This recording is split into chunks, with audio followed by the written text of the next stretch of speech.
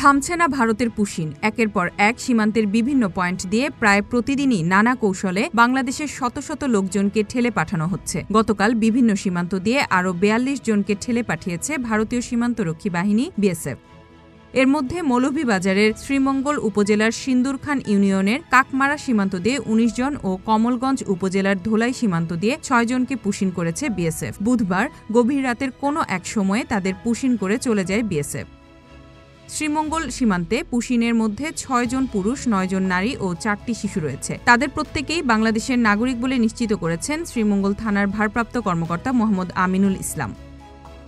অপরদিকে কমলগঞ্জ উপজেলার ধোলাই সীমান্ত দিয়ে আরও ৬ জনকে পুশিন করেছে বিএসএফ। বিজিবি ৪৬ ব্যাটালিয়ন তাদের আটক করে জিজ্ঞাসাবাদ করছে। মেহেরপুর উপজেলার কাথুলি ইউনিয়নের খাসমহল গ্রামের সীমান্তের কাঁটাতারের গেট দিয়ে নারী শিশুসহ ৮ জনকে বাংলাদেশে ঠেলে পাঠিয়েছে বিএসএফ। এছাড়া খাগড়াছড়ি জেলার মাটিরাঙ্গা উপজেলার সীমান্তবর্তী শান্তিপুর সীমান্ত দিয়ে নারী ও শিশুসহ ৯ জনকে বাংলাদেশের ভূখণ্ডে ঠেলে দিয়েছে বিএসএফ। মাটিরাঙ্গা উপজেলার নির্বাহী অফিসার মঞ্জুর আলম জানান, গভীর রাতে ৯ জন ব্যক্তিকে পুশিন করা হয়েছে। তারা ভারতে শ্রমিক হিসেবে কাজ করত। এদিকে ঝিনাইদহের মহেশপুর সীমান্ত দিয়ে অবৈধভাবে ভারতে অনুপ্রবেশের সময় নারী, পুরুষ ও শিশুসহ ১৩ জনকে আটক করেছে বর্ডার গার্ড বাংলাদেশ বিজিবি। আটকদের মধ্যে ৬ জন পুরুষ, ৪ জন নারী ও ৩ জন শিশু রয়েছে। Z news, Dhaka.